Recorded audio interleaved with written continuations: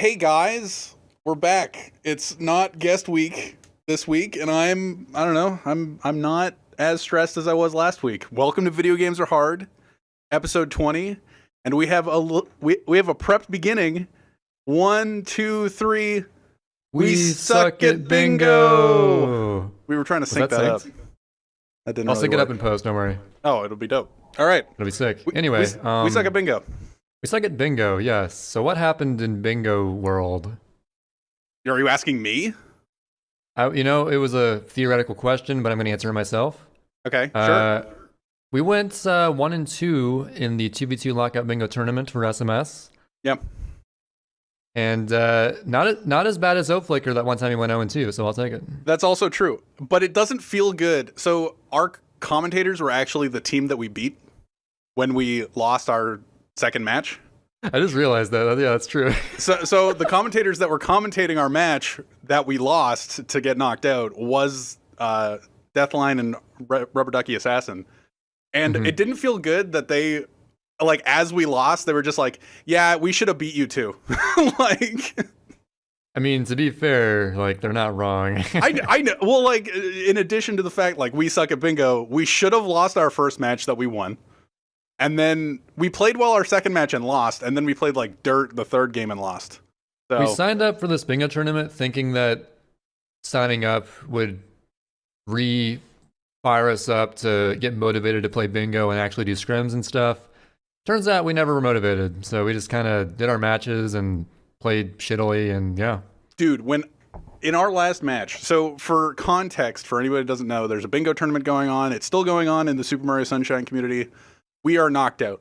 We got like 9th, tied for 9th probably. Yeah, because we started with a bye in winner's bracket and we won in winner's bracket. We actually got pretty high placing, much higher than we deserved. So, yeah. So yep. we sucked, but it's still going on.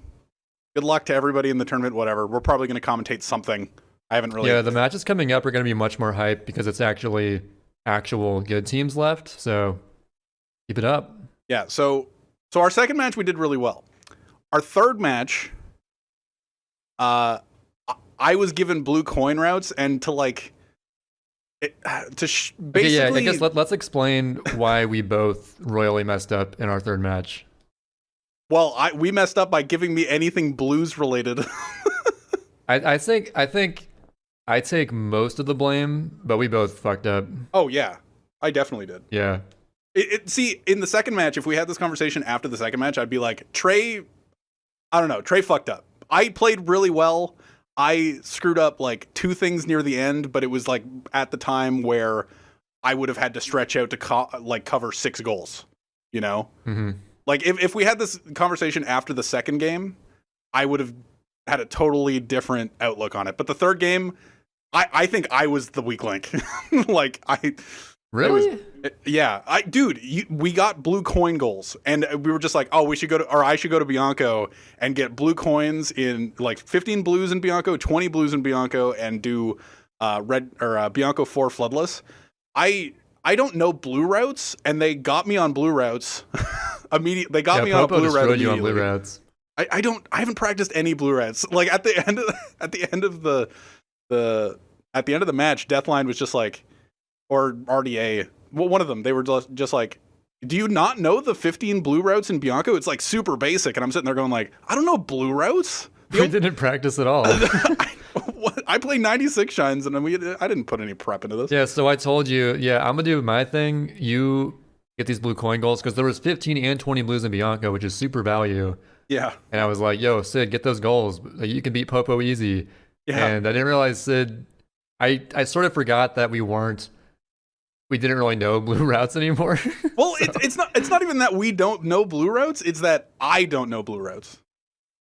Well, I don't know them as well as I used to, for sure. Like I could cobble together a route in regular bingo, which is just like get a line. Like I could cobble together a route and just maybe beat some people, but not like Oatflaker. But I don't know the 1v1 get to 15 blue coins first route. Yeah, but what you should have done was try to get to 15 in Bianco 3. Yeah. And I think what we did was like we went to like 4 and tried to do it. Yeah. That's where exactly we messed up. So I should have like either committed to 20 or done floodless, and I did neither. It was Yeah, bad. so Popo literally got all 3 things in the beginning of Bianco. Yeah. It was and then not on a my good look. side, I can't really say I did any better because basically it was a pretty strong Pinna Rush card, which is pretty rare in modern bingo. And Pinna Rush being that it's a good idea to just do a bunch of quick Delfino shines to get to Pinna Park as soon as possible, which requires 10 shines to unlock. And so I was doing my Pinna Rush, but I was like, yeah, so I'm going to do Pinna Rush and also combine 12 blues and Delfino in the process. Yeah. And I got the 12 blues and Delfino and then was chasing Reed's tail the whole time and got nothing else. So 12 blues and Delfino was not the play. See, it's really hard. Like, at some point, probably Trey, if you listen back to the VOD, Trey probably at some point went, I'm going to do 12 blues on the way to getting Pinna Rush. And I don't know if, like, peak Sid would have even realized it, but definitely not, like, Sid that's like, what am I supposed to do? Like, blue coin routes, I'm losing 3 goals. I'm not really paying attention to Trey at that point. Yeah.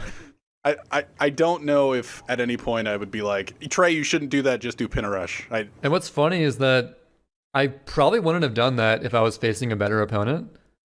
I severely underestimated Reed and Popo's decision making because I was fairly sure that they wouldn't do a true Pinna Rush, which they did. And that's what destroyed me. If they did anything else, I would have beat them to Pinna, and it would have been a different story, but still, they destroyed us fair and square. It just wasn't pretty. But good stuff to Repo. They really showed up that day. And we're out. And it feels good to be out. I wasn't feeling the tournament the whole time I was in it. At least like me playing. It's cool to watch a match occasionally, but like me, I wasn't feeling playing bingo. Still not, to be honest. And also I get more free time to actually work on what's really important, the Pianta 6 world record history video. That is important. I've actually finished, so all the script is done, obviously, voiceovers are done, and I work on videos sort of in thirds. There's the script third, the voiceover third, and the editing of the video third. The voiceover third is by far the shortest process, but also the most tedious, I'd say. But the video editing, I'm quite the perfectionist when it comes to editing, so I take longer than most people probably would. But I want it to be a really good video, so I'm taking my time.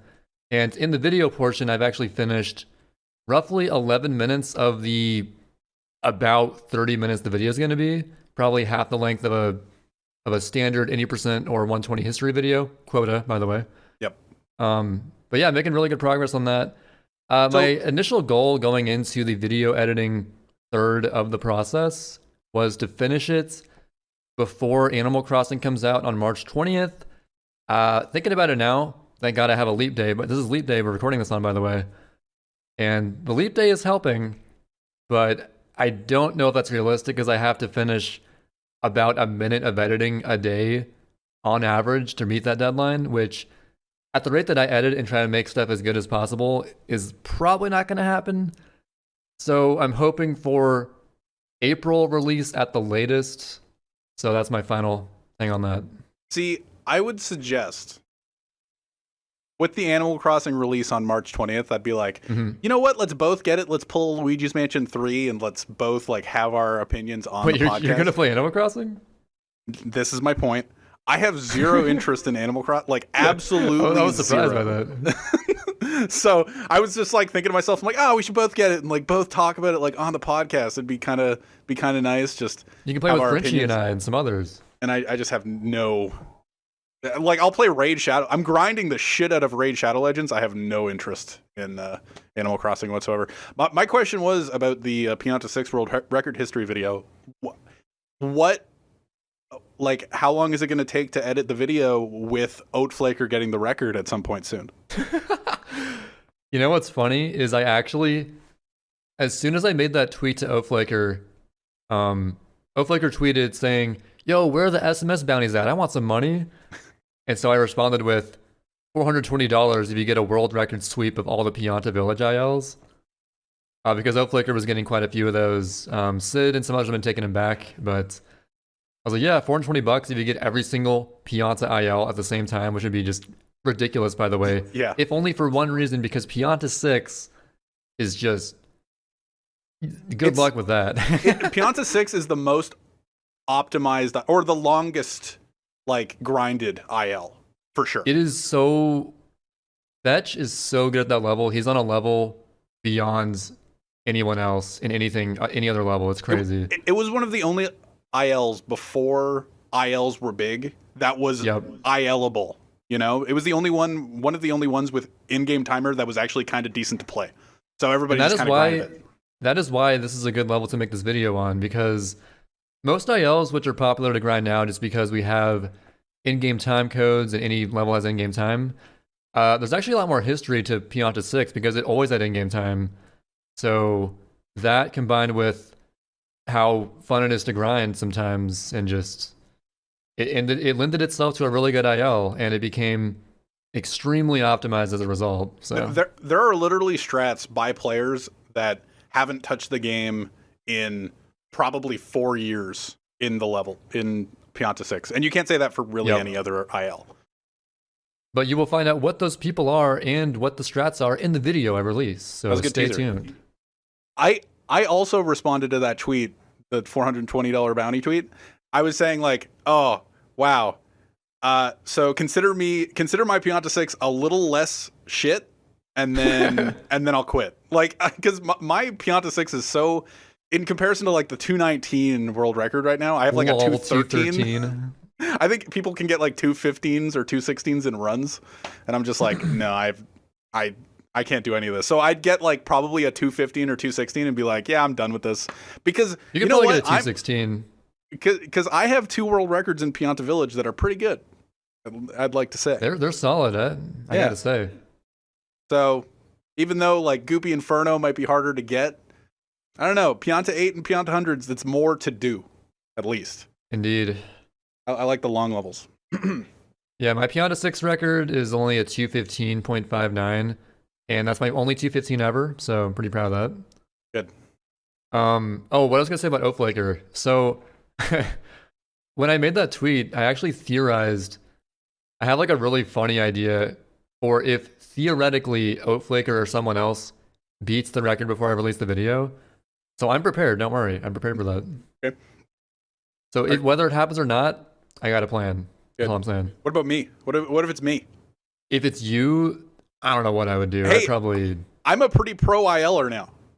That's true. You're really rising up. Ever since you got codes, you're getting a lot better at that. JP Pal is impressed by my Noki 3. That's all I can say. But he also beat your Noki 3, didn't he? No. What was that 43.3 that I saw? Or 2.3, sorry. There's a 42.3? Yeah, he linked it in the guy Discord, didn't you see? Oh my god, did he actually beat it? I haven't looked at the board. Yep, 42.3, baby. I'm looking at the board.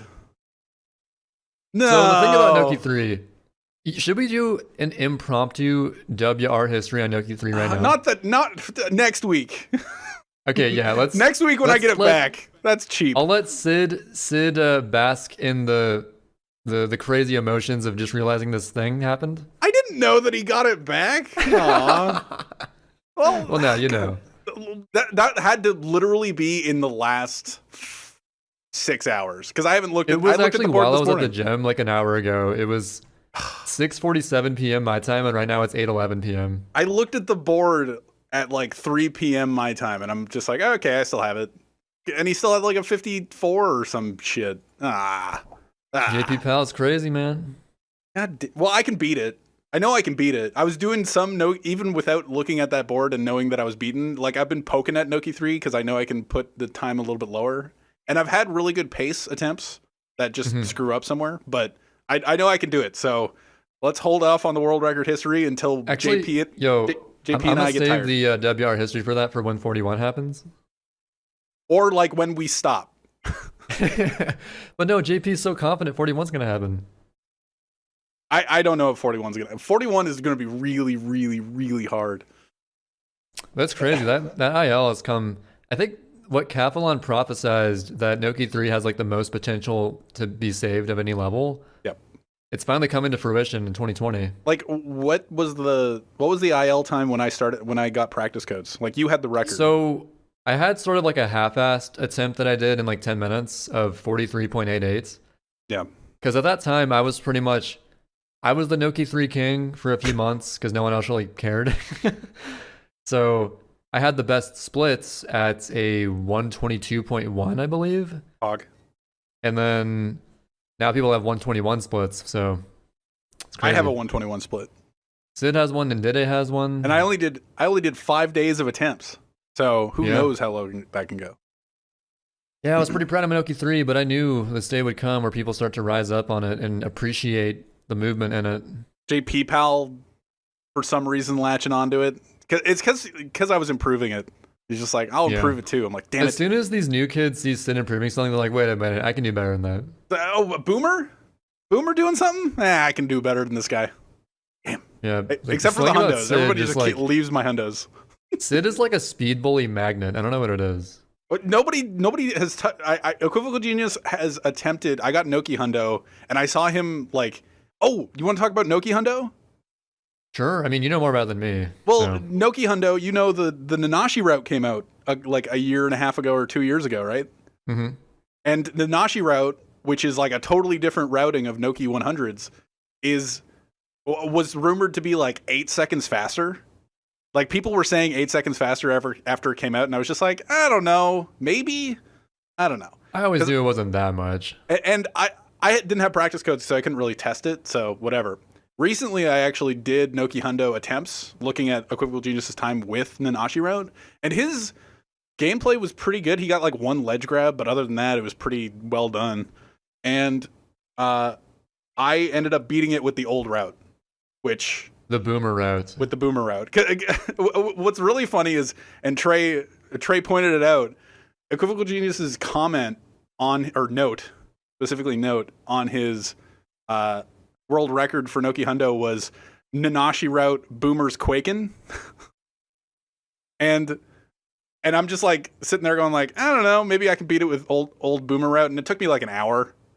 And then I beat it and I was like, hey, I beat it with the boomer route. Cool. Hey, I'm not quaking anymore. I think boomer route's actually faster now. It's also easier, so you should probably just do it. There's just more to optimize. Like, his route, his IL actually has insane ruins movement that I don't do. And, like, the fact that I didn't do it and still beat his time by over a second, or, like, slightly over a second, not that it's just like, oh, over a second. It's just, like, slightly over a second. It's still improvable. Whatever. That being said, Nanashi has a pretty good track record of making new routes that are actually better. This is like the one time his route wasn't as good, I think. Yeah, it's he has Serena Hundo reroute and Rico 3 reroute. Yeah, like Rico 3, Rico Hundo's crazy because like I went sort of in a triangle where Rico 3 was the best a long time ago, and then it was Rico 6, and then Rico 8 specifically in 120, and then Rico 3 again just in general, so... I liked Rico 6 Hundo. I miss Rico 6. You like ride on the blooper, get the coins in the water. It's kind of cool. And the sad thing is, it's not like Rico 3 isn't even faster. It's not faster than Rico 6. Theoretically, it's like neck and neck in actual speed, but in a 96 shine or 79 shine run, it's slightly faster to get the rocket in Rico 3 so that you save 5 seconds in Rico 8. Yep. So its time save is 5 seconds, but not in the level itself. So I guess ILs theoretically, you could do Rico 6 or Rico 3. Maybe I should try that. I haven't thought about that in a while. But that's our little IL spiel. I also think for anybody that's in the IL sphere, so I've been doing ILs lately. And Bianco 7. Do you want to talk about Bianco 7 a little bit? Sure. So I think that one of my I only have 2 remaining world records in AIL because Sid's been stealing them from me. Woo! He stole my insane Gelato 6 IL. I worked so hard for. It did take me surprising. You said it was free. It took me a half hour. Oh, I'm kind of proud then. Okay. Yeah. Well, you beat it by like a second and a half. So. Well, it took me a half hour to beat it by like 0.3, and then it took me another 10 minutes to beat it by 2 seconds. Okay, well, I'm glad to hear it wasn't totally free. That's good. Yeah. But anyway, I only have Rico 3, which out of nowhere, I had this like insane Rico 3 IL where, so for the longest time, ever since the latest tech of SMS was found, the Beyblade, Spin which is slide. essentially doing like a grounded spin and then going onto a slidable slope, doing a jump, and you get like crazy momentum into a jump. The Beyblade strat saves quite a bit in the Rico 3 IL. So when it was first found during SGDQ 2019, Quaniza and I, actually pretty much any SMS runner was grinding it quite a bit at the event. And during that event, even though he wasn't there, from home, Ouija got an insane 14.52. Was that what it was? I can look at it. 14.54, maybe something like that. And that time stood for many months. Well, actually, the study within. Okay, let me tell the study within story that people may not know about. So, at this one point, the study within, who's a Sunshine runner, obviously, he's playing Sunshine. We were like in our room, in our hotel room at GDQ, and we were about to go somewhere.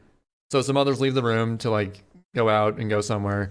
I'm about to leave, and Chetty is grinding Rico 3 in the room on a CRT. And everyone's out of the room. I'm in the restroom getting ready to go. And I hear Chetty pop off while I'm in the restroom. So I finish my business, leave the restroom, check out what happened. And on the screen, I see 14.3 something. I think it was 3.7. So I was like, then and there, like, yeah, yo, congrats, Chetty, you got 14.37. That's insane, dude. Sadly, there was no video, though, so it can't be verified as a real record. But even if it was, well, the question is it real, though? Because you know what he could have done, even though I know Chetty's a good person, he's a Canadian, he wouldn't do this. Canadians are all nice, right? True. Theoretically, because no one was in the room and I was in the restroom, he could have used a position coded himself under the shine, grabbed it at a certain point to make the timer say that, and then be like, yo, look at this time I got. Yep. But yeah, in that universe, I have the record, which I got a few months ago, of a 14.45. Is that what it was?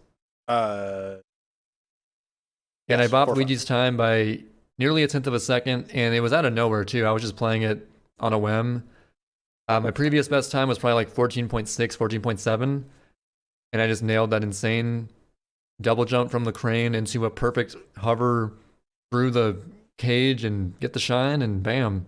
I was in the voice call with you. I'm in the video talking about like crime dramas, and I don't even know what, like, I know what I'm talking about, but I'm also really bored by it listening back. I'm just like, why was I even talking about And I'm also like, I think I'm like totally tuning out what Sid's saying this whole time. just like, oh, I don't know. Like, I was just using it. Yeah. So you're like saying some boring shit about crime dramas. Yeah. And then I get the record and I'm like, oh, or you asked me a question like, Something what about was your crime question? dramas. But yeah, you're like, most of TV today is just like crime dramas, right? And then my response is, oh, I don't know, but I just beat Ouija. Yeah. I'm just like, dope. And then we Then you're totally like, dropped the fuck yeah. conversation. The conversation was over. I don't even know what the hell the point was. But still, like, yeah. See, the question about SETI's record, like, it would feel so gross if SETI had the record on the leaderboards with, like, what is it? 14 point... I want to say 3.7. Yeah, with 14.37 without a video, because it'll always be a question.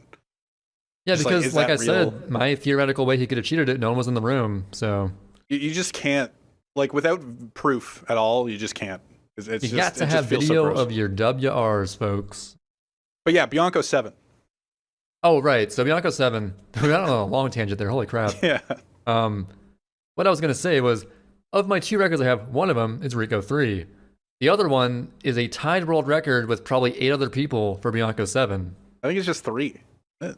There's like, it's at least 5 people on there, bro. Is there? I guess There's I didn't at scroll least 5 down. times of exactly 16.00 on that leaderboard. I got a 16.02 yesterday, and I am confident that this is why I'm mentioning it. I am confident that I can save a frame. You see, that's cute because I was confident too. After I got that 16.00, I was like, well, surely I can save a fraction of a frame and be the first person to get a 15. I tried for half an hour, lost my sanity, and was like, fuck this. It's not possible. Hey, you know what? You know what I can chalk myself up to? I have I can grind for a while. I think you're much better at grinding stuff than me. I can do it for much longer I just lose interest too fast. Trey always talks about how he can like grind for half an hour and then he's done. While I was doing Pianta 8, I literally played, and I said it on the podcast, I played that IL, I think 20 hours out of like 48 hours. I think legit. That's crazy to me. Because I had like 2 days of freedom, and all I did was play Pianta 8 like a grind monkey. It was crazy. But it was worth it. You got it in the same time. Yeah. And then Equivocal Genius. What's funny about that, like Equivocal Genius, I was referencing Equivocal Genius trying to get he tried getting the record back in Noki Hundo, I think. Like, I don't think he took very long. I think he pulled a Trey and took a half hour and was just like, fuck this. And with Pianta 8, like, I had a 120 something in Pianta 8, and then I saw him grinding it, and he was ahead by however much early on, or like a fair bit early on, but he couldn't get the ending, and I was like, oh, fuck. Like, if he can get this ending, which requires a run cancel and nobody else does a run cancel, so I thought I was pretty safe. I'm just like, I need to get this. So I got a 119 really quick with strats that I stole from him, and I haven't seen anybody play it since. So I think that's safe. Yeah, I think you're pretty safe there. Yeah. Unless Reed comes out of the woodwork and decides to destroy everything. Or unless Oflicker gets enticed by that $420 and gets all the Pianta records. Wait, is that real? You know what? Yes. Okay, this is an official, crazy, video games are hard moment, bounty moment. I don't know. That's a bounty moment. A Trey bounty moment on video games are hard.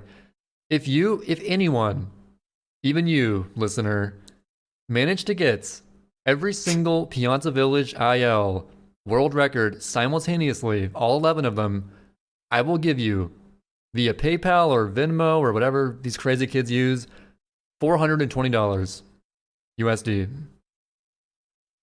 That's simple. I really wanted you to end that sentence with, I'll give you so much. I will give you beyond so much. Yeah. This is next level. $420, you can do so much with that. What? Yeah. Go ahead.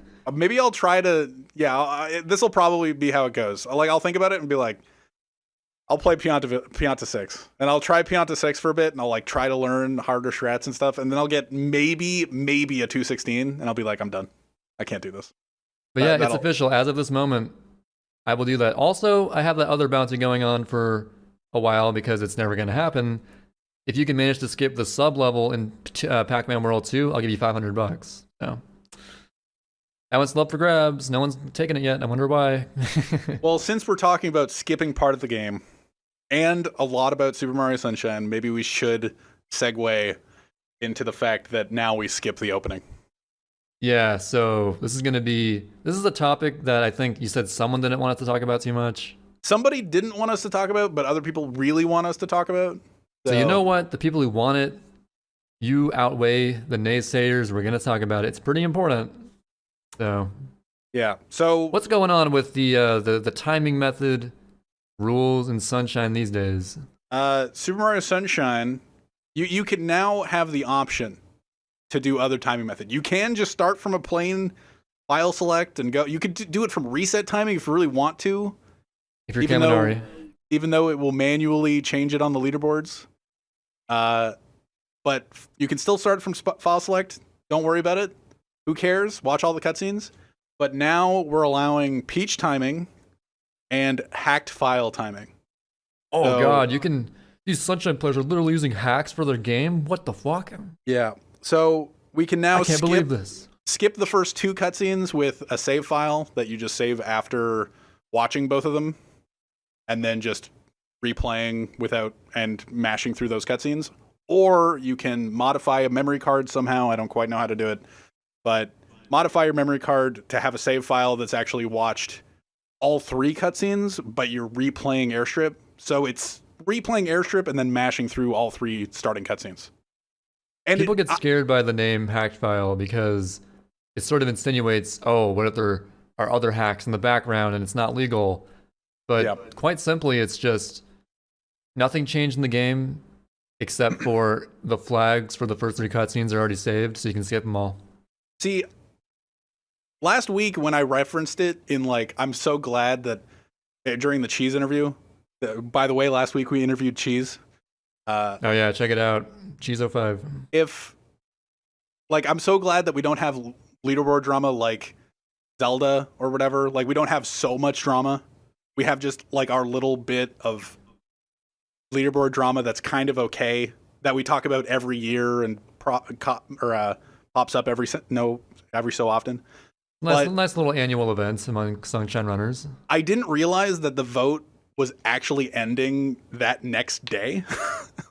I actually did know that, but I didn't think they would just switch it over so soon. Like, it was like instant, like boom, leaderboards changed like that. So I haven't actually looked at the leaderboards since. So I haven't been doing any SMS except for ILs. Not by like, not trying to stay away from hacked file or any of that drama. It's whatever. But I just haven't been interested in playing the full game.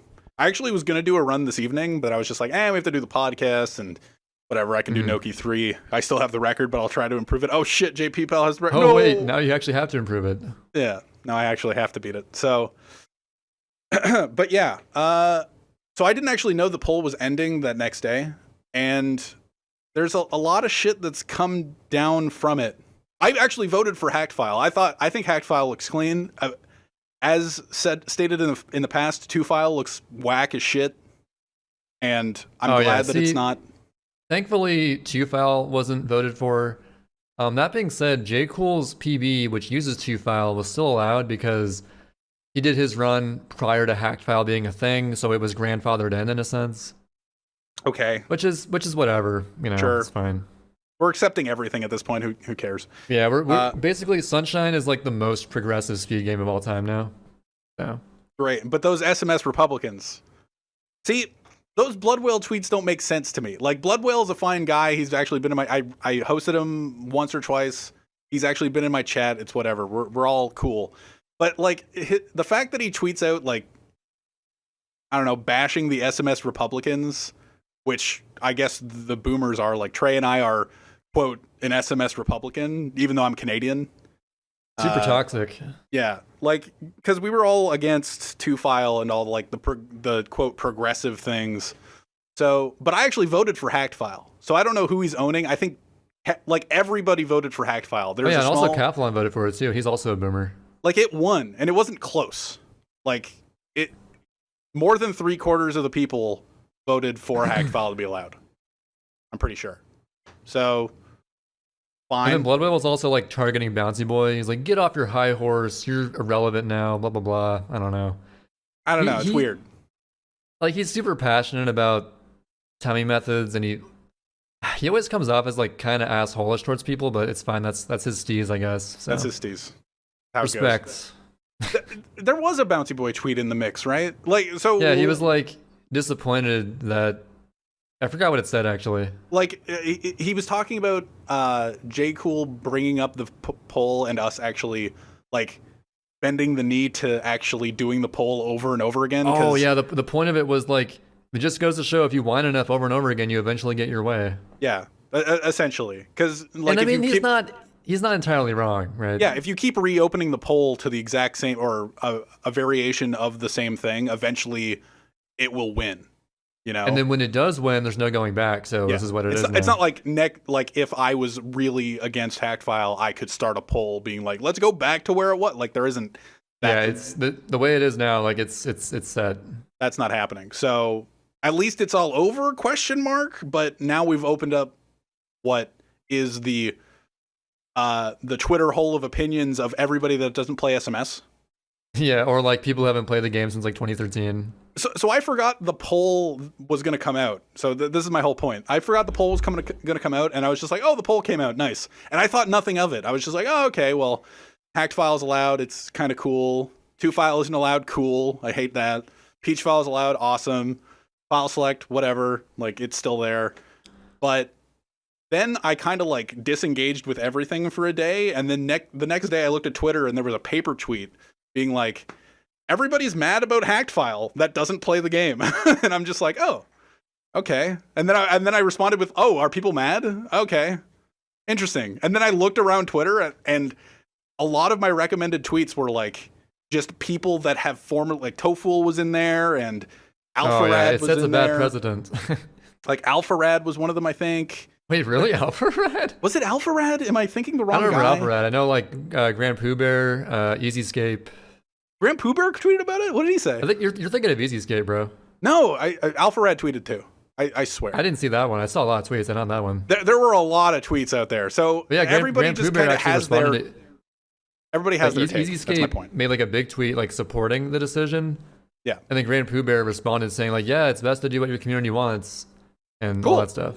See, those are fine. Whatever. Yeah, that's fine. It's not that I hate that people put out their opinion all the time. It's just funny that everybody that was bashing Hacked File had the exact same template, and I was talking about it that night because there were a few tweets that were just like, well, my opinion doesn't really matter much, and I only did like 3 runs in 2017 or 2014, and it's been 17 years since I've played the game, but here's my take.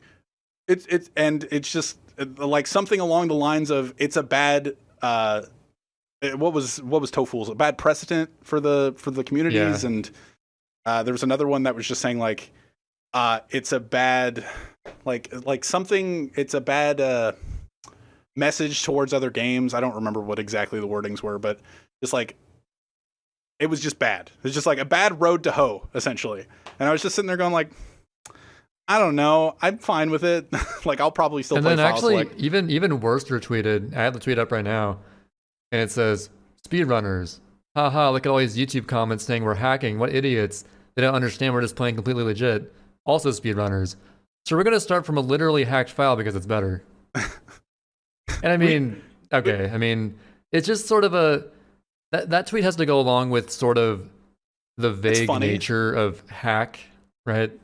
It's funny. Because when you think hacked, you think like, oh, hacks that make your jump higher, or you literally can't die, or infinite lives. But these hacks, all they are just skipping cutscene flags. So it's the exact same game, every gameplay intact, just none of the intro cutscenes. Yeah, it's really not that bad at all. Like, it's not going to affect any RNG. It's not going to affect... Like, if it was a hacked file... This is going to be the next poll, all right? I'm going to predict this right now. It's going to be hacked file with RNG that's strictly the best. Oh, no, they're never going to allow that. There's going to be a poll in 2027.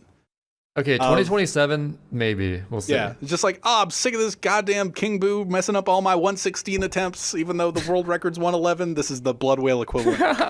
This is the Blood Whale equivalent. Blood Whale's still playing, like, at that time. Like, somebody that's not very good for the time, but the world record's a 111, and they're just like, I'm trying to get this 116. We need King Boo. We need King Boo to be no extra cycles. We need only the best PD pattern. This is bullshit. It'll happen. But I just thought it was really funny looking around Twitter, seeing all these tweets. But no, Sid, what you're saying is a slippery slope fallacy. It's not true.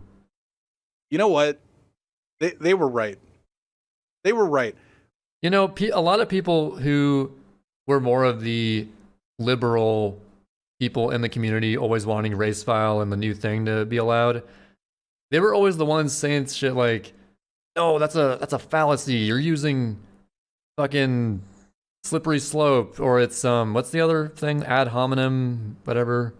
I don't know. I don't know. It's like the nerdiest way to argue. It's just like, yeah, okay, they just have like full paragraphs with proper punctuation.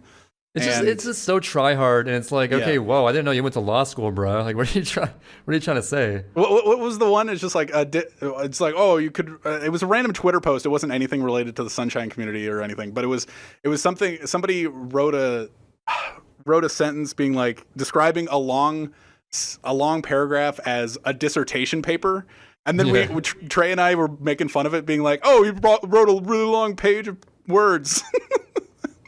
Like, I don't know. Wait, what? What was Like, this? like we were making fun of somebody calling just like a page of writing a dissertation paper. Just like, oh, I have to write a really long page. Like he tried to make it sound as smart as he could by saying dissertation paper. And I was just sitting there going like, why would you say, it's just like a really long page of words. And I was just making fun of that for the next 10 minutes. Yeah, I think I remember that now. It was just so dumb. I don't even know. I wrote remember a lot of words, so you to listen to me. I'm just like, oh, I wrote a lot of words. I wrote a the really one I was big word thinking of describing is this long like set of straw words. man. Pardon me? Like, oh, he's just straw manning. Ignore him. He's stupid. It's like, if you're using these law terms in your argument, just stop. Like, what are you? You're trying to like sound all smart. Just stop. Well, see, the whole thing about the SMS liberals or whatever, because again, I was one of the quote SMS Republicans. The Racefile was bad. I still am.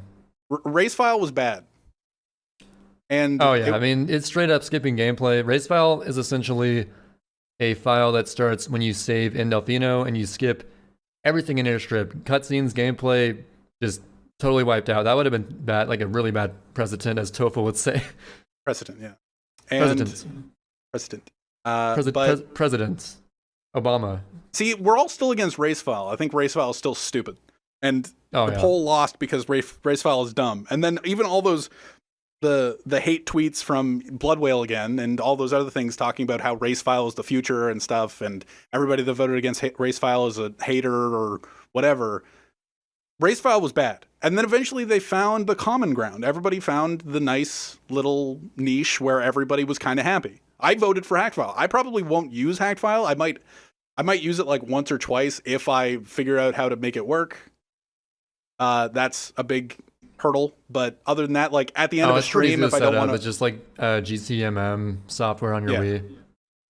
So like if I figure out how to make it all work and don't want to watch the entire cutscene at the end, I might do Peachfile or something, but I don't see myself being dedicated to it because I like playing Raid Shadow Legends during the intro cutscene, and that's kind of nice. We're not sponsored.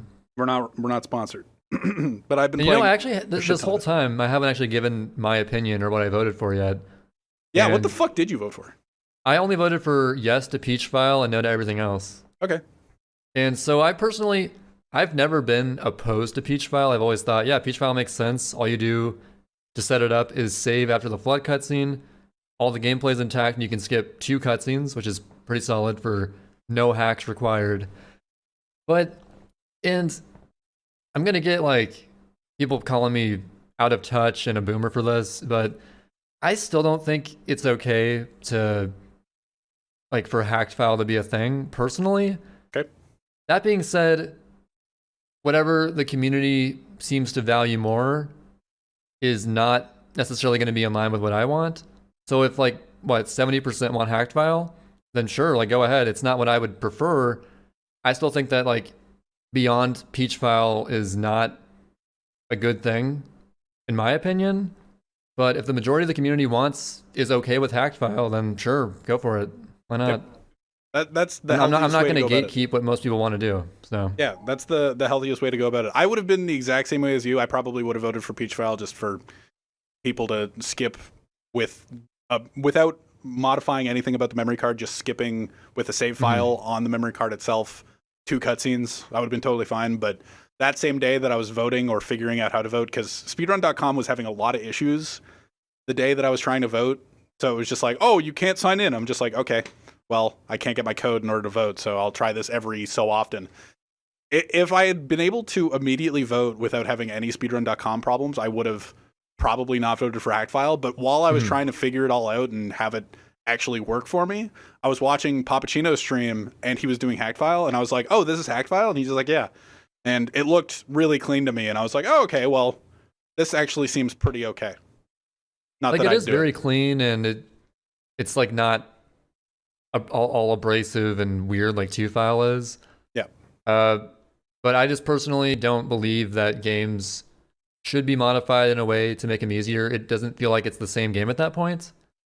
But I mean, when it comes to grinding SMS, and if you're really grinding and pushing beyond the limits of what we've done previously in the future, going for 113 or even lower 113s. 111s, bro. 111s, 2027, bro. 2027. 2027. It maybe it's necessary for the cutscenes to be gone. Maybe as time goes on, more games will adopt that idea of accepting ways of doing runs that aren't just the vanilla game when competition gets heated enough. Like, who knows what's going to happen in the next 5 years in speedrunning? And maybe Majora's Mask might do something like that. Ooh. Because God knows they need it. So yeah, I don't know what the fuck Majora's Mask is going to do. Actually, also, Majin Phil tweeted about it as a Majora's Mask runner, being like, what the fuck did he say? I don't. It was the generic. Oh, these SMS guys think they got it bad. Check out Majora's Mask. Yeah, that's all. That's literally all. Every time we mention this, it's always in the spirit of Majora's Mask has it so much worse, and I don't even know why we're talking about this. Yeah, it's just that always comes up every single time this comes up. It's kind of funny. Yeah, because it's just like, oh, we got our 12 minutes of cutscenes, but I don't know, they have 20 minutes of walking around doing the exact same thing. And there were some other bad arguments on Twitter. Someone was saying, imagine if this was allowed like in 2008 and Honey Skip was never found. Then it's like, I don't know. It's just weird arguments like that. Yeah, there was another one about. See, I understand this argument. The argument about like, what if you're able to skip the cutscenes naturally at some point? Like, wouldn't you feel awkward? But that argument doesn't really hold up either because, one, you can't, and I don't see, like, we had Sockfolder, the old Ocarina of Time / finder finder of the canonless setup. Yeah, he found canonless setup after everybody like requested that somebody find it, or I don't remember what the whole thing. I think that Sockfolder basically took it as like a challenge for himself to see if it was even possible. Actually, Simply made a really cool video explaining the history of canonless, and I think what Stockfolder's intent was, he didn't even care if it was useful in speedruns. He just wanted to prove that a setup was possible. And it just so happened he actually found one that was relatively fast, so it was useful. That's badass. Yep. But yeah, we actually requested Sockfolder, and that's canonless in Super Mario 64 for anybody that just. Oh yeah, and by the way, speedrunning is when you beat a game as fast as possible, and a video game is a game on a video. Yeah, it's a game on a video. That's how it goes. Which is going to be one word sometime this decade. Video game, one word. A video game, you get your VHS player out, you have your videotape, and you put a video on it, and then you play the video game. A video just becomes a game that you play on your TV. Yeah, if you rewind it and fast forward, you're controlling the game. And speedrun is just fast forwarding over and over and over again. This is crazy. But yeah, we actually requested Sockfolder himself to try to find opening skip, and there's actually a way to do it. Like, if you die on the title file screen, or the file select screen, you will, what is it, skip to the last cutscene that you watched, or skip after the last cutscene you watched? So, is that how it worked? I think that it skips to after like the next cutscene flag. I don't entirely know. Yeah, something along the lines of that. But somehow you can skip the opening with a death on the title screen. If you can like do it multiple times, awesome.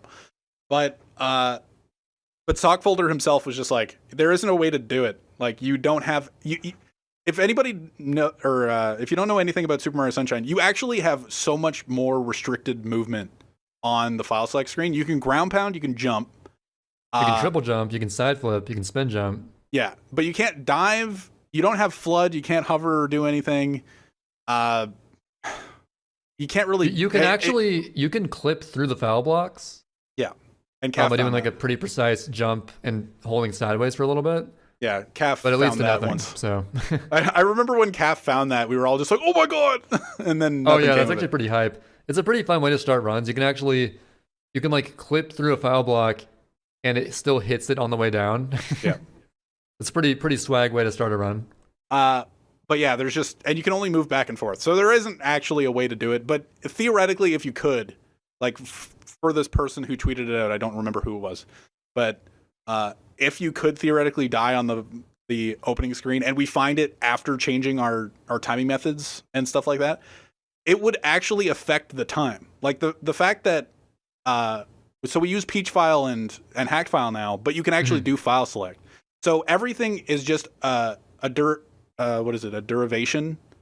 A derivative of, yeah. A derivation of file select. So you just add a certain amount of time to your live split timer, depending on what method of time you use. So if you use like file select timing or hacked timing, it's like 6.5 minutes or something. I don't know what specific the time you add. I think to for your hacked live file, splits. it's like 550 or something. Yeah, so you add that amount of time and you start the timer actually 5 minutes and 50 seconds into the run. So you're not actually taking the time away. You're just like doing the beginning differently and meeting up with every other timing method at a different point. And Yeah, or at so the same point. there's no, like, you don't save 5 minutes for playing hacked file. The times get converted as if the cutscenes were there. So that's how that works. So if theoretically we did find some way to die on the opening or on the file select screen, it would actually affect the time. And then everybody would have to go in and change, or like, sure, you'd have to change your method and everybody do file select then, but then everybody can just do that and then improve their time that way with this new skip that we theoretically would find, which isn't possible, but for sake of argument, if we found it, that would be that. And it would actually affect all of the times on the leaderboard. The fact that hacked file or using hacked file or peach timing, that doesn't actually affect anybody's time. It just makes it more, I don't know, they're just more able to grind runs and not get bogged down by cutscenes at the start, which I respect, because I always have hated grinding runs. Like, I think I did one 10-hour, my longest stream for a while was a 10-hour stream of any percent, that I was stuck in Bianco, and this was like when I had a 120. Like, this is when I sucked. So I totally understand the people. We all sucked back then.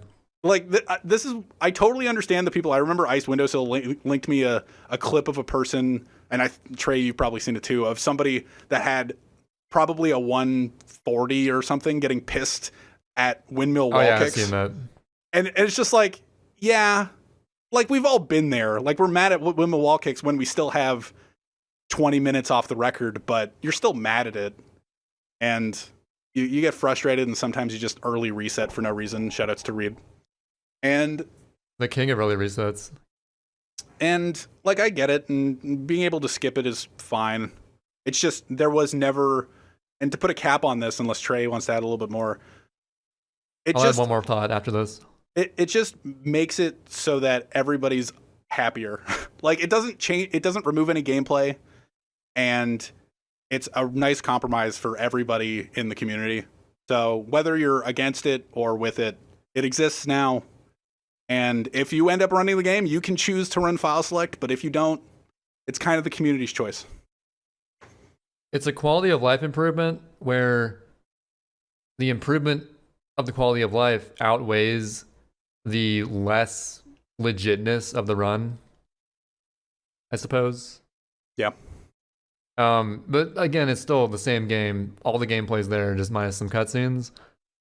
So, we didn't mention the sort of the fallout of Japanese players not so happy about it. Oh yeah, I actually don't know anything about this, so I know a little bit about it. Like, Tobo was kind of concerned, saying things like the West, or actually not even just Tobo, a number of Japanese players, which the last time we did this, in the initial switching from reset to file select vote. Oh yeah.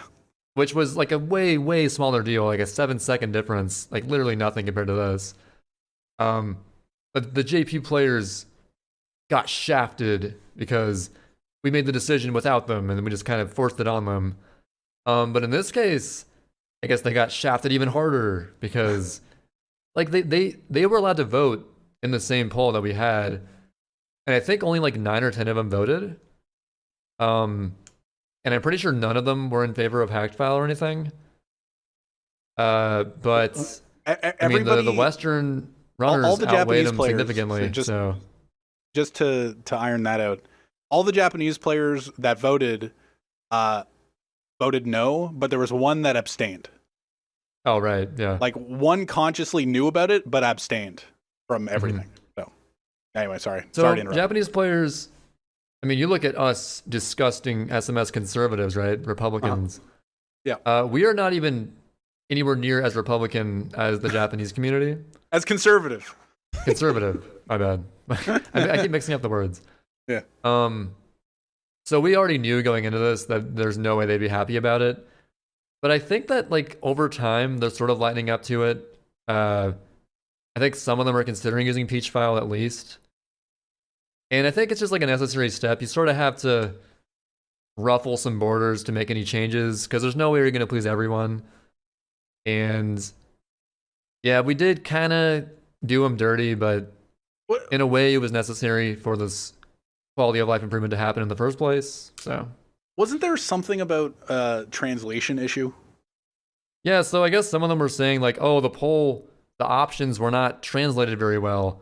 But that's kind of weird because they had like a month to tell us that was the case, but they never did. And we do have like a couple Japanese speakers in the English side of the community, so. Yeah, I believe like Arl, who's a Japanese player, did some of the translations for it. And I believe Strongman Lin did as well. He's an American player, but he knows some Japanese. And yeah, I mean, they had a month to notify moderators that they should be updated, but they never did. So we just kind of assumed, okay, the translations are good. Just put it out there and see what happens. But and then the poll was over. And what the results show are what goes. So here's what we have. I like Tobo's tweet saying, what was it? Any % sunshine now requires hacking. Yeah, which is like not at all true. Like it doesn't require just like, now it requires hacking. It's just like, oh, okay. Okay. Cool. If you don't hack, you can't even play, dude. Yeah, it's over. Like everybody's just gonna have so much of an upper hand if you're not watching the cutscenes just gives you that much of an advantage that if you're watching them, you stand no chance. Yeah.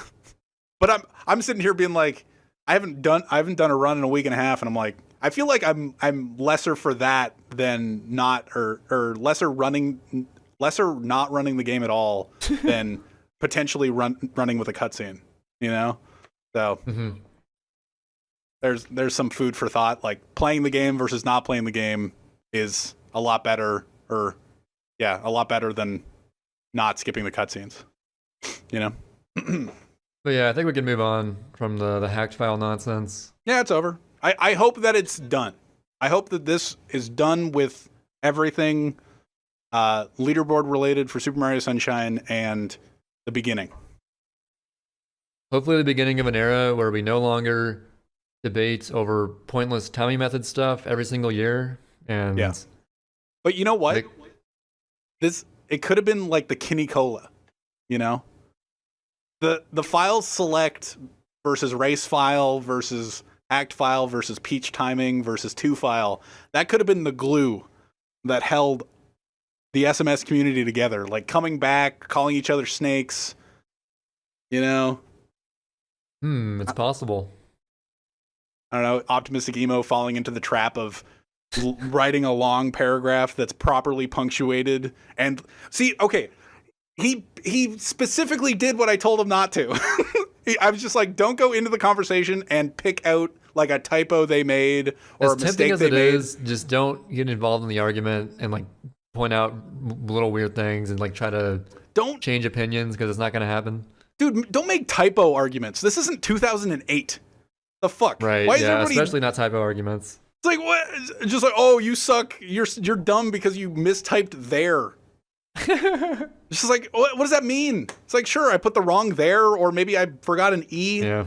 Like, who cares? Let's just pick on emo. The idea's there. Like, why would you pick on... I remember I specifically told him not to go in and, like, pick on... I don't remember what it was. It might not have been a typo. It might have been just, like, a flawed thought that wasn't totally there. And I'm just like, don't do that. And then he immediately did it. I'm like, no! No, now you're them! Now you're What are you doing? I don't know. And next you're going to be saying, oh, they're using a straw man ad hoc, whatever the fuck argument. God damn. Optimistic emo. Yeah, we love you, but come on, man. Snakes. Anyway, that's all over. And yep, hack file is the future. I'm going to probably stick to file select if I ever do runs again. I've been so busy recently working on the video. But I don't even know what I'm going to do after I finish the video, to be honest. To transition into your next topic. Yeah. I'm going to do it. Okay. You're using file select in the category that you're currently working on and doing streams of. Yep. With Adef, 2-player 1 controller. Yeah, so You want to talk about that? yeah, that's what I was going to talk about. At some point, I assumed you were going to take it away from me. You stole that transition from me. I appreciate it. Yeah. So yeah, there's sort of a project that Adef and I have been sort of working on mostly over the past few weeks. It's been sort of a we've had this idea for months. Ever since the first time we did a 2P1C attempt, Adef was sort of in the area. This is last summer when I was still living in my parents' house before moving to my apartment. I think Adef was like visiting Kansas City, and he was close enough to me. He's like, "Yo, I wanna like hang out and like play Mario or something." I'm like, "Sure." And he actually had the idea.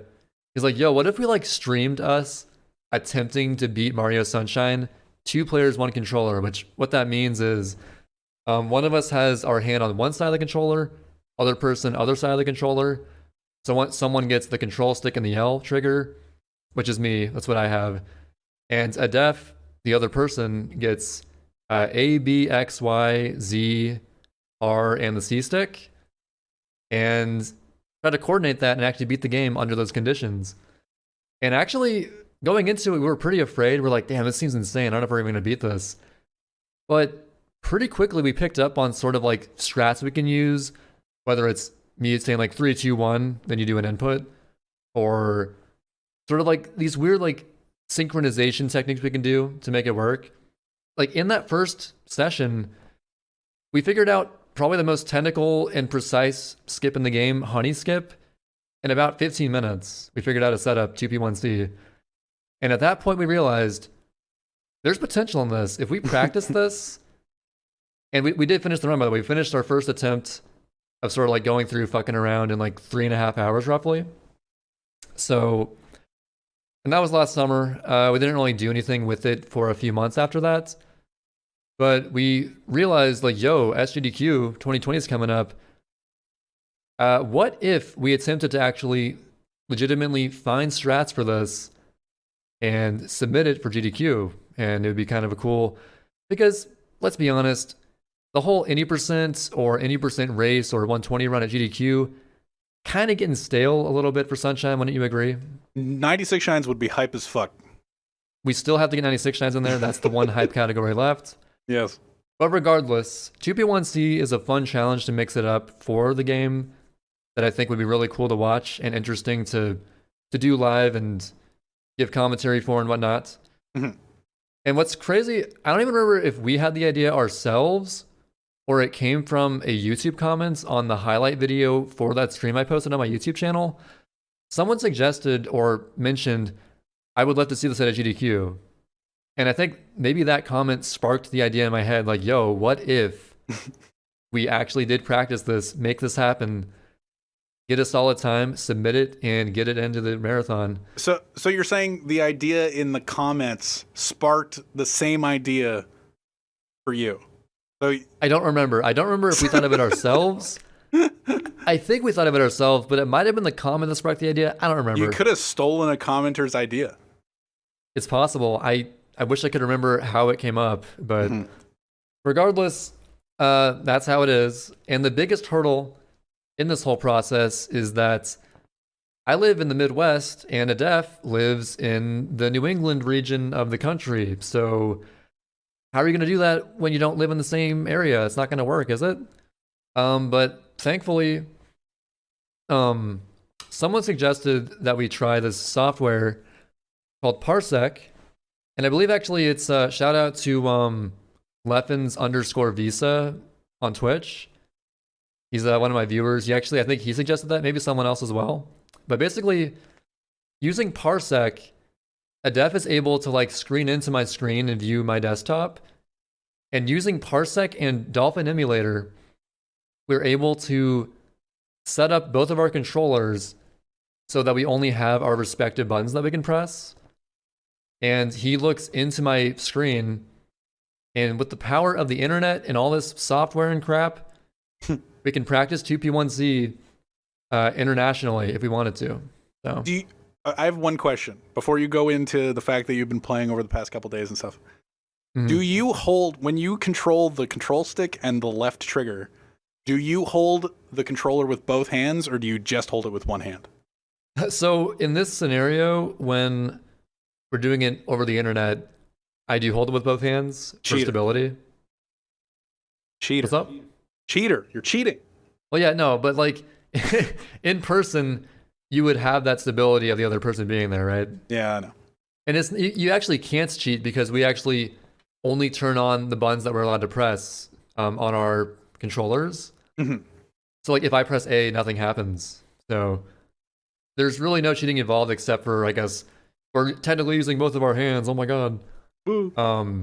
But the practice is virtually identical to what it would be in person, just minus the aspects of, I guess, the tactile feedback of doing it along with someone right there. Which actually, in person, it's actually so much easier. When we transfer our knowledge to playing in person, we're going to be gods. Like, it's so much harder to synchronize. First of all, synchronizing stuff without the tactile feedback of like being able to see what the person's doing with their side of the controller makes a pretty big difference. And then second of all, input delay. So I'm playing on Dolphin, and Dolphin, minus even doing internet crap, natively has input delay on Sunshine. I think it's like maybe 2 or 3 frames at least of input delay just for me. And then on top of that, you have Adef screening into my screen using my upload speed, which causes further input delay. Plus, the internet's not perfectly stable, so sometimes frames will cut out. So he's seeing like a half-assed, sloppy, laggy version of what we really should be seeing.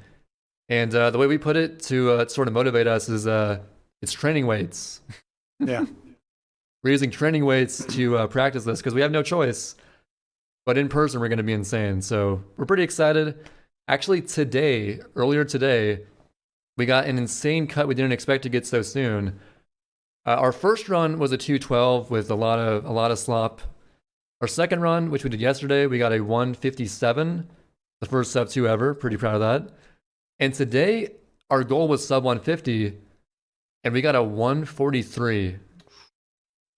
So pretty crazy cut. I think what we're going to try to do is get at least a sub 140 before GDQ submissions are due, which they're due, I think, sometime in mid-March. But even if we don't improve that time we got today is pretty acceptable for a submission. It was pretty solid, except for like the first 15 minutes we were kind of salty because going into it we were having all kinds of connection issues and his thing was lagging more than usual. So we were like kind of tilted, but as the run went on, like getting into Pianta and stuff, all those negative emotions went away and we were playing pretty solidly. So if we end up submitting the run we did, hopefully they'll look past the salty intro and see when we actually get good at the game. So, yeah. No, I didn't catch any of the run today. I saw like a little bit of it and I typed in. Oh, yeah, I saw you tuning in briefly. Yeah, I typed. It was during Manta. I hadn't seen Manta, but Manta seems like a bitch. Manta, 2 players, 1 controller. So let's be honest, there's some shines where there are no strats you can do. Like Manta. So the way you start Manta is the usual hut start. You go to the hut, do the spray on the first dude, and then from there, it's just sort of when you're doing Manta single player like you normally would, there's a million decisions you can make at any given moment. It's like, do I spray here, turn there, spin here, and there's no way to communicate that. So basically, it's just a big spray and pray crapshoot Manta. And then like refill your water and don't die, essentially. And then periodically changing your camera. But you have a little bit of camera control. Do you ever use that? Like with I can only center it with the L button, but he has the whole C stick and the Y button. Yeah, well, I during my Mantas, I sometimes use the L button for camera. Oh yeah, I mean that definitely helps. But yeah, I mean considering he has 2/3 of the camera control, it makes a difference. True. Like I know. I'm not saying it's basically one guy. No. Yeah. Well, like he'd like mash spam spray and you're just kind of like hoping to find all the big mantas, whatever. I caught a little bit of that, but I mostly watched most of yesterday, and I was very pleased with what I watched. Congrats on the 143, by the way. I did not think you were going to be able to get that Thank fast. you. But Yeah, I didn't either. Honestly, especially today, because we were having so many connection issues, and he was dropping. Like, I think I was dropping frames, which in turn dropped frames over parsec for him because it uses the same. Like, I'm essentially streaming to him, right? yeah, So that wasn't good, and so I don't know, we didn't even think we'd get a run today, but that run came out of nowhere. So imagine a day where we don't have connection issues. Oh man, sub 140 is imminent. the thing that I really appreciated from yesterday, it's like, sure, all the two-player one controller thing, getting honey skip was cool, like all that stuff. Yep. I really liked, and I typed it in your chat, and you thought I was like flaming you or like trying to frustrate you. Dude, you were trolling me so hard yesterday. I kind of was. I was just like repeating like dismissive things Trey said to Adef that Adef like kind of like acknowledged but didn't really. And then I was just like typing in chat, just like, I'm glad. Because what did you say? You said something along the lines of, "Oh, I'm glad you remember things." I'm glad you remembered something. I'm glad you remember things. It's just like, yeah, okay, it's kind of No, interesting. but it's true. There's like really weird niche things. Whatever. You're Well, right. also Adef doesn't play the game, and Yeah, like. See, that's I why was I on was your impressed. side for that one, where he got Yeah, mad at you yeah. for like thinking he's really dumb. It's like, no, it's just not. It's not a game that you played for the last 6 years See, that you might not understand every nook and cranny of. His SMS 80% PB is a 205. Like, he doesn't run that game. Yeah, So the time we got is actually 22 minutes faster than his single player PB. So that's I'm what. pretty That proud was of my him. first question yesterday. Like, hey, Adef, are you ever going to use both hands? And he's just like, I don't know, essentially. But I was the thing that I was most appreciating was the fact that he was getting so frustrated with you at some points, and I was just like, Oh, yeah. yes. Like lately, I haven't really gotten frustrated with things that you said to me, but like there have been moments in the past where I'm just like, shut the fuck up, Trey. Like, Come on, he wasn't getting that mad at me. I don't even remember what you were talking about. yeah, I don't know. There were just parts. there were just parts where he's just like, ugh. Like especially the 3-2-1s. Oh no, those are crucial. Those are part of our strat. Yeah, you're just like 3-1. It's just. I probably say 3-2-1 about 1,000 times in a TP1C run. And every time it's for jumps. My one confusion was with him being like, "Oh, what do you want me to do?" Every time you count down, it's a jump. Every single time. Okay, this is my frustration with Adef, if you're listening. No, he's not gonna hear this. But sometimes, like in secrets, I'll be like 3-2-1. What do you want me to do? It's like you have the. You see It's that like big Y green button input. there? What do you think? It's like, what are you gonna do? Like ground pound? Like, no, that's me. I don't know, but yeah, we've come a long way in our synergy. A lot of times, when we're just like free running or like moving from a level to a level in practice, we'll just like be on the same wavelength and do like the movement that we expect each other to do. It's kind of crazy. Nice. So, I think he's definitely improving at Sunshine in general through this significantly. But yeah, I'm glad I'm the one with the control stick. So you would think the biggest thing is, so why are you giving the non-SMS runner more options to use? Well, the control stick is actually the most important option by far, as it turns out. And we sort of figured that out by accident the first time we attempted it. When we started, I was like, okay, yeah, I'll try a control stick. Maybe it's better. I don't know. And it turned out to be like the ideal thing to do. So that way I can always get spin jumps, always get side flips when they work. Side flips kind of dumb sometimes. But Dude, that way I even can like thought about spin it that jump way. whenever I want to on command. It's really nice. So I hadn't even thought about it that way. Imagine having somebody that doesn't play Sunshine on spin jumps and side flips. yeah, fuck that. Oh my god, that sounds so bad. See, the fact that I can hit a spin jump 99 times out of 100, that's crucial. So That's I hadn't thought of it that way. Like I was just like, oh yeah, movement, just any direction. That kind of, I'm on your side with you being on the control stick. I remember Oat was in the chat the other day being like, oh, I would have thought that the buttons would be more complicated. I'm like, that's what yeah, you would me think, too. Yeah. But I kind of get it. And now that you say spin jumps and side flips, I'm like, oh, for sure. Yeah, now you get it. In secrets when that's on the line. Like you have, that's disgusting. Like, ugh, can't even imagine. And I've been teaching him like little niche mechanics. Like he knows how to do backflip dives and just dives out of weird things you wouldn't usually do casually. So he's come a long way. And He's you're both learning. You're both learning chain chomp together. Okay, we don't talk about that. So Yeah, I didn't realize you gotta like stand in a certain place to make the chain chomp go somewhere because you usually don't let go so early. I learned it now though. We always learn stuff, even me, every 2P1C run. So the more runs we do, the better we get.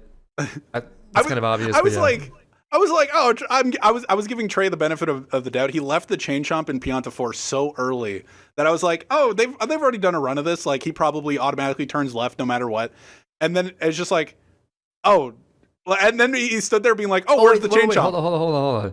So you didn't know either. Well, I would have thought that you would have had to stay to the right a little bit longer or behind him a little bit longer. So you were pretty sure he may not go left. Yeah, I was, when you went, I was just like, I think he might turn right. Oh, but I'll trust Trey. I'll trust Trey. And then he turned right. In the heat of a run, your brain doesn't always work. So. Yeah. And then you stood there being like, oh, where's the chain chomp? And I'm like, he went right. He went right. Well, I knew where he was going. I was just sort of being facetious, all right? Yeah. But yeah, 2B1C is coming along way nicer than I expected, especially with our, I can't emphasize enough how janky this parsec setup is, but we're making it work. And sadly, I think that what's mostly shooting us in the foot for our chances of getting accepted at GDQ is that we actually are not going to be able to do an in-person run as a submission. So the verifiers of runs might look at that run and be like, I mean, we don't see them doing it in person. They have this weird setup going. I don't know if we should improve this. But just know, if you're on the games committee listening to this right now, what we're doing now is harder than in person by far. So whatever you see in that run, we can do or better in person. 100%. If you submit it and it's day 5 of the marathon and it's accepted, then you got 4 days of practice in person. Yeah, we get plenty of in-person practice. The later in the marathon it is, the better. So that sounds good. It's really fun for me to watch, just in general. I'm glad you're watching it because like not everyone might enjoy it because you see it and it's like, oh well, it looks like a half decent SMS player sort of fucking around, but yeah. I'm glad you can appreciate the skill that goes into it. Well, like you have this wallet. Like it was funny having people come in chat and being like, "Oh, which side of the controller is Trey on? Like, what are you guys doing?" And I'm just like, "There's a wall of text where the splits should be." Yeah. It's like, that's how are you not Twitch, seeing this? You can literally put a sign up to people's faces and they'll still miss it. So. Yeah, it's just like, oh, Trey's on the stick and the L button. Adef's on AYB. It's just like. And then it's like, oh, it's over parsec, so like Adef has a little bit more lag, but there's still naturally lag, and there's just all this wall of text. And it's just like, I'm just gonna read none of it. It's like, what's up? What's up, guys? There's actually like there's some strats that are like parsec specific. Like I have to actually do countdowns more often over parsec because in the events that his video feed cuts out at a certain moment, when he hears that 3, 2, 1 go, even if his thing is frozen for a second, he just knows to jump and it'll work. So. Does he know to jump though? 90% of the time, he's getting better at it. Wait, what am I doing? Sometimes he has that occasional little freak out moment, but we're getting better about it. So. Oh, those were funny. I was just like, but yeah, like little things like things you wouldn't even think of, like climbing the Shine Gate. We're so much better at now. I think the first time we tried to do the Shine Gate climb, it took us like 5 minutes to figure it out, and now we get it first try pretty much every time. So. I have now also watching these attempts. I've learned more Shadow Mario routes than I've ever known. Oh yeah, we had to like sort of create our own 2P1C cycles for secret stages and sort of Shadow Mario kill techniques. Yeah, I have never seen the Noki Bay Shadow Mario do his entire cycle before. And oh yeah, we're getting better at that. Also, we're gonna make sure he doesn't do that anymore. And now I've seen it. He goes all the way to the top of the cliff and then jumps all the way down. Yeah. So in today's run, he only got up to where the Caphalon killed his run spot was. So much better. Yeah. That's actually a good thing in 2P1C, by the way. I'm pretty proud of that. Oh, I've done that in runs. I think I've done that. I'm doing my any percent, my 5 days of any percent that I did 2 weeks ago. I think one time he got up there and I'm like, yeah, whatever. Still 117 or something. Yeah, we get the semi quick kill occasionally in practice on that, so we're getting better at it. Good. But yeah, get hyped for that. We're gonna submit it for GDQ. May or may not get in. I'm gonna count on always Okay, when you submit to GDQ, no matter what it is, the odds are never in your favor. So never expect to get in, but if we do, ho get hype. Ho. Yeah, so I I don't think actually that's enough about I don't actually know how long we've been going. that. Roughly like an hour 18ish, I think. Oh, okay. Maybe like one more little blurb on something. Do you have anything? I don't know. I had this thought the other day, so this will be just like a very quick thought, and you can interject if you'd like, Trey, because this is our podcast, you know. Oh really? So somebody used the idiom the other day. It's like an unstoppable force meeting an immovable object, and I was asking you. That's why you were asking me how to spell immovable. Yeah, because I was writing it down on my paper. I don't like having my memo pad on my phone. Because I have to like turn on my phone and then scroll to my memo pad. It's just like, if it's on a piece of paper, it's tactile. We boomers, we need that tactile paper feedback. Yeah.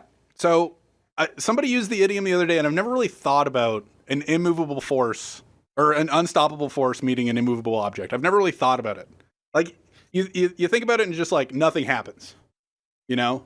But if you think about the phrasing of each word. I know this isn't really super speedrun related. I think it was literally Smash commentary or something.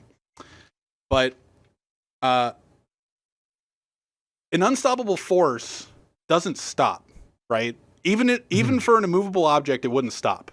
Okay? So it's an unstoppable force. So literally like in the force is like always moving. Yeah, it's always forcing towards you, whatever that means. Unstoppable. It's unstoppable. It's going. Keeps going. And then there's an immovable object that is unmovable. But something in that interaction has to be true, right? It just can't be a stoppable force and a movable object or a movable object. It's like one of them has to happen. So that idiom either makes all the sense in the world or no sense. Wait, I'm confused. I think it makes total sense. Do you? Yeah, so unstoppable force, it's a force that just keeps moving no matter what, just keeps going. Yeah. And it's going to hit an object that cannot be moved. Yeah. So like it can make sense in space. What happens when that thing hits that thing? What happens? Yeah. Well, I don't know.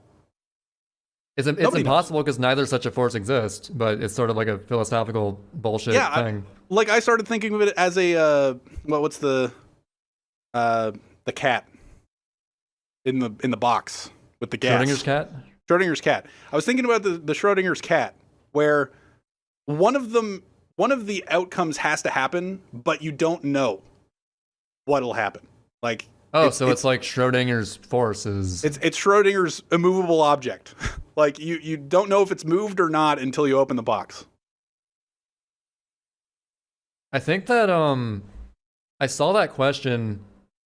I had sort of like this fun little puzzle book and like riddle book growing up as a kid. And I believe one of the riddles was what happens when an unstoppable force hits an immovable object.